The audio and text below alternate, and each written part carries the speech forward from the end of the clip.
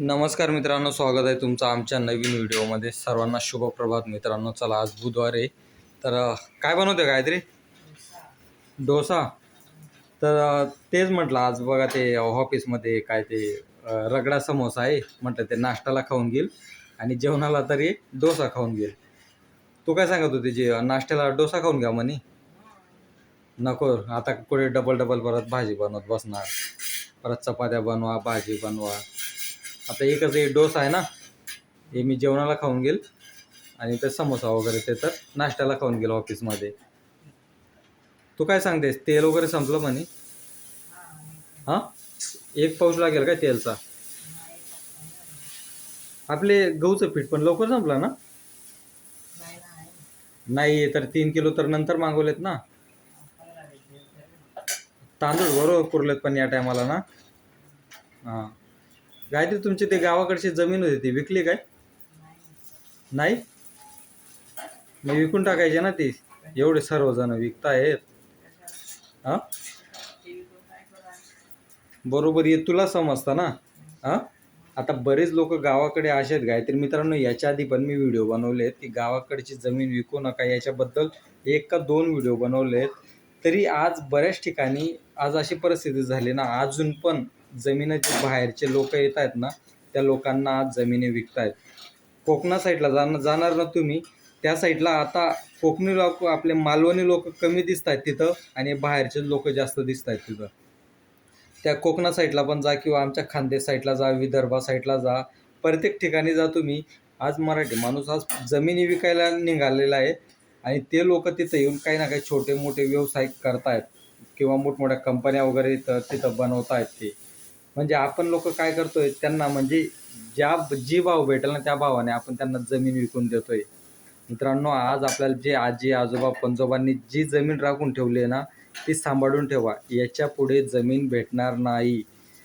भेटणार म्हणजे कारण की कशी भेटणार नाही, कारण की आज म्हणजे एवढ्या मोठ्या प्रमाणात आज माणसं वाढत चालली आहेत, तर जमीन पुढे पुढे कसं भेटणार सांगा ना तुम्ही. आज मुंबईमध्ये तुम्हाला सिरियस सांगतो, 1 करोडचा 2 करोडचा नुसता आज 1 BHK फ्लॅट भेटतोय, ते पण एरियानुसार. तिकडे सेंट्रल लाईन वगैरे त्या साईडला तुम्हाला 50 लाख 60 लाखपर्यंत भेटेल. पण मी आज जिथं राहतो ना, आज तिथं 1 करोड तर 1.5 करोडची नुसते आज 1 BHKची फ्लॅटची प्राईज आहे. म्हणजे विचार करा, मुंबईमध्ये एवढी महागाई आहे. तर आपल्या गावाकडची जे तुम्ही जमीन विकतायत ना 10 लाखामध्ये 12 लाखामध्ये, ते तुम्हाला खूप पश्चाताप येणार आहे पुढे जाऊन. मागच्या व्हिडिओमध्ये मी पण तुम्हाला हेच समजून सांगितलं होतं की गावाकडची आपली जमीन विकू नका तुम्ही. आज बरेच जण त्याच गोष्टी करतायत, परत परत त्याच गोष्टी करतायत. ठीक आहे, राखून ठेवा. हे बघा, तुम्ही जमीन विकून दुसरीकडे काही गाडी घेत असणार किंवा स्वतःचं घर बांधून घेत असणार, तर हे खूप चुकीचं आहे. तसं काय करत बसू नका. काय नाही, गाडी बिडी घेणं हे जास्तीत जास्त ना 1-2 महिन्याचा शौक असणार. त्याच्यानंतर तुम्हाला ते गाडी घेण्याचा पण पश्चाताप येईल, यार उगीच गाडी घेतली असं होईल. तुम्हाला नवीन नवीनच चांगलं वाटेल की मी 4 व्हीलरमध्ये फिरतोय, मोठेपणा मारतोय. हे बघा ना, बाहेरचे लोक बघा येत आहेत, तुमच्या गावामध्ये येत आहेत. मला सिरियसली सांगा, किती मराठी लोकांचे बरं गावामध्ये वडापावचे दुकानं आहेत का बेकरी वगैरे आहे, किती जणांचे आहेत बरं? आता जे केरला वगैरे कर्नाटक वगैरे तिकडनं येतात ना, आज तुम्हाला गावामध्ये त्यांच्या बेकऱ्या वगैरे दिसणार, राजस्थानी मिठाई तुम्हाला दिसणार आणि ते आपण आवडीने घ्यायला जातो. आज कुणाच्या जमिनीवरती म्हणजे कुणाच्या जमिनीवरती आहेत ते, आपल्याच लोकांच्या जमिनीवरती त्यांनी तो गाडा वगैरे बांधलेला आहे ना. हां, त्यांनी हॉटेल वगैरे चालू केले आहेत. आज रस्त्यावरती जा, आज रस्त्यावर जी रोड जमीन असते ना, ते सुद्धा लोक विकतायत. आणि ते लोक काय करतायत, तिथं पंक्चरचं दुकान चालू करतायत, छोटी मोठी हॉटेल चालू करतायत, राजस्थानी ढाबा चालू करतायत, पंजाबी ढाबा चालू करतायत. या सगळ्या गोष्टी ते चालू करतायत.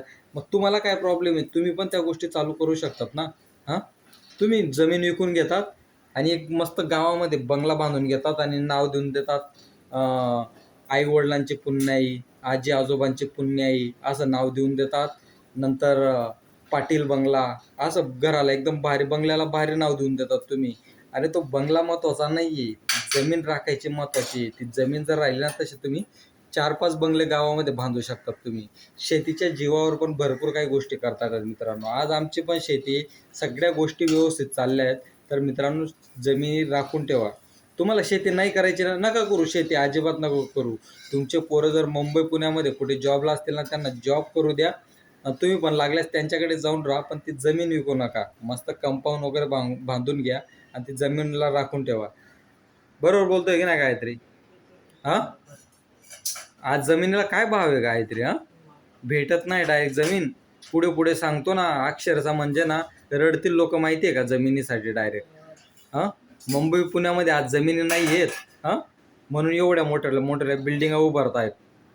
डायरेक्ट 30-30 माळ्याच्या, 40-40 माळ्याच्या बिल्डिंग आहेत. कारण की का, जमीन नाही आहे मुंबईमध्ये. जमिनीलगत तुम्हाला घरं दिसणार नाही. आता हे चाळ वगैरे आहे ते पण थोड्या वर्षासाठीच आहेत. ते पण कधी ना कधी सुटणारच. इथे पण सर्व बिल्डिंगा येणारच चाळीमध्ये. तुम्हाला काय वाटतं, मुंबईची जी चाळ आहे ती काय नेहमी थोडी राहणार आहे? इथं पण ते बिल्डर लोक येणारच आहेत. इथं पण त्या मोठमोठ्या बिल्डिंगा बांधणारच आहेत. डायरेक्ट 30 मजली 40 मजली बिल्डिंग आहे डायरेक्ट. म्हणजे विचार करा तुम्ही, कारण की का जमिनीच नाही आहेत. आणि त्या फ्लॅटची किंमत 1 करोड ने 1.5 करोड आहे. म्हणजे विचार करा की जमिनीला काय भाव येणार आहे पुढे पुढे. आता सोन्याचंच बघा ना, कुठे 40,000 ने 50,000 सोनं होतं. डायरेक्ट 1 लाख ने 1.5 लाखावरती सोनं आलं. हे ते जमिनीचा तर विषय सोडून द्या तुम्ही. सोनं चांदी तर जाऊ द्या, पण जमिनीचा तर तो विषय सोडून द्या तुम्ही. तर पुढे पुढे काय भाव येणार आहे त्यांचा. म्हणून मित्रांनो, अजिबात ते जमीन वगैरे विकू नका. आता बघा ना, आता एवढी महागाई चालू झाली. आता गॅसचा एवढा प्रॉब्लेम चालू झाला आहे. ते रशिया, इस्रायल वगैरे त्यांच्या त्या युद्धामुळे आज भारतामध्ये एवढ्या मोठ्या प्रमाणात, म्हणजे आपल्या महाराष्ट्रामध्ये पण आता असं झालं आहे की डायरेक्ट भारतामध्ये लॉकडाऊन येण्याची परिस्थिती झाली आहे. डायरेक्ट लॉकडाऊन म्हणजे कोरोनासारखं काय लॉकडाऊन लागणार नाही आहे. फक्त जे इंजिनवरती चालणारे, जे पेट्रोल डिझेलवरती चालणारे त्या कंपन्या आहेत, त्या गाड्या आहेत, त्या बंद होणार. काय आलं? हां, तेच. अरे आत्ता ना मुंबई पुण्यामधनं ना एवढे लोक गावी जात आहेत ना, कारण की महागाई एवढी वाढत चालली. बरोबर, गॅस नाही आहे घरामध्ये, कसं बनवून खाणार बरं? गावी राहून तरी आपण चुलीमध्ये तरी आपण लाकडं वगैरे घालून त्याच्यामध्ये जेवण तरी बनवू शकतो. इथं कुठे लाकडं भेटणार आपल्याला? इथं राहायला मुश्किल आहे मुंबईमध्ये. आणि तिथं इथं कुठे चूल बनवणार आहे तू? तू तिथं गॅलरीमध्ये चूल बनवशील का बरं? बरोबर की नाही? हा, मग त्यापेक्षा अरे बरेच पुण्यामधले तर बरेच जे शिक्षण करणारे होते ना गायत्री, ते आज गावी जात आहेत. ते बोलते की आम्ही लागले शेती करणार म्हणे, पण आम्हाला या आता मुंबई पुणे नको. डायरेक्ट असं बोलतात ते. आता मी बरेच ठिकाणी बघितले, न्यूज वगैरे बघतोय, बरेच लोक डायरेक्ट मुंबई सोडून, कोण पुणे सोडून जात आहे. ते बोलते एवढं महागाई होत चाललंय तर कसं राहणार म्हणे आम्ही तिथं. आता जे शिक्षणासाठी आले होते, विचार कर, जे 20 रुपयाला पोहे भेटत होते ते 35 रुपयाचं पोहे झालं. हां, 10 रुपये 15 रुपयाचा वडापाव 20 रुपये 25 रुपये वडापाव झाला आहे आता. कसं कसं जगणार कसं माणूस? आणि जे आपले गावाकडचे लोक आहेत ते जमिनी विकायला बघतायत आणि मुंबई पुण्यासारख्या सिटीमध्ये येत आहेत. काय फायदाच नाही आहे ना. म्हातारपणी तेव्हाच त्यांना आठवेल की नाही, ती जमीन राहिली असती तर आज आपण विकली असती, तर आता करोडपती राहिलो असतो आपण. म्हातारपणी त्याच जमिनीची आठवण येणार आहे. ठीक आहे मित्रांनो, प्रत्येकाचा बघा वैयक्तिक प्रश्न आहे. आता समजवणारा माणूस किती पण समजवला तरी समोरच्याने किती घ्यायचं काही नाही, ते आपल्यावरती असतं. तुम्हाला वाटत असणार की काही बोलत असतो काही, पण जे मित्रांनो, जे रिअल लाईफमध्ये मी ज्या गोष्टी बघतोय ना, त्याच रिअल लाईफ बद्दल बोलत असतो मी.